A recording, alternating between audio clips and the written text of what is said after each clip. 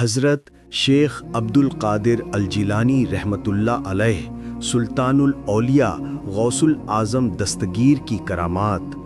ایک دن ایک عورت اپنے چھوٹے بچے کے ساتھ حضرت شیخ عبد القادر الجیلانی رحمۃ اللہ علیہ سلطان الاولیاء غوث العظم دستگیر کی بارگاہ میں آئی۔ دل میں فکر، آنکھوں میں آنسو۔ اس نے عرض کی، حضرت اس بچے کو اپنی تربیت میں لے لیجئے، آپ کے سائے میں رہے تو اس کی زندگی سنور جائے۔ حضرت شیخ عبد القادر الجیلانی رحمۃ اللہ علیہ نے مسکرا کر فرمایا، ٹھیک ہے، ہم اسے اللہ کے لیے اپنے پاس رکھیں گے۔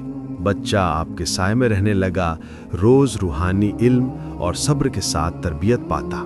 کچھ مہینے گزر گئے، پھر ایک دن وہ عورت پھر آئی۔ جب اس نے اپنے بیٹے کو دیکھا تو اس کا دل کانپ اٹھا۔ بچہ بہت دبلا پتلا، کانٹے جیسے ہڈی نکل گئی۔ اس کے دل سے درد نکل آیا، آنکھوں سے آنسو ٹپک گئے۔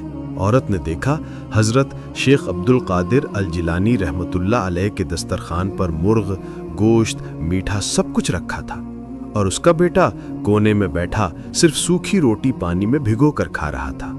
ماں کا دل تو ماں ہوتا ہے۔ اس نے غصے میں اور فکر میں بولی، حضرت یہ کیسی تربیت ہے؟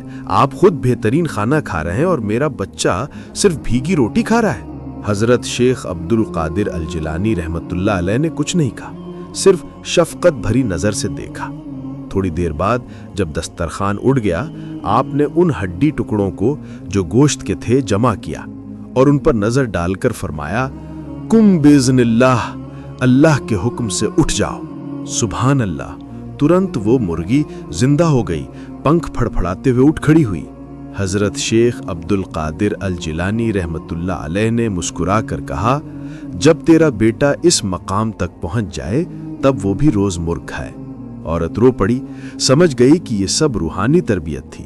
بچے کو صرف دنیا کا کھانا نہیں بلکہ نفس پر قابو پانا سکھایا جا رہا تھا۔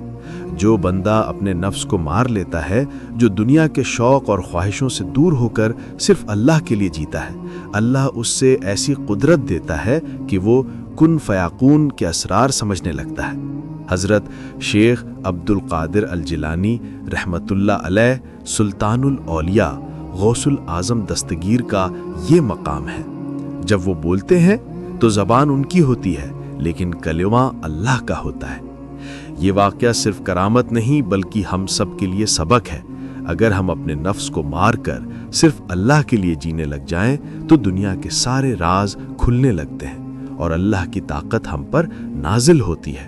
سبحان اللہ!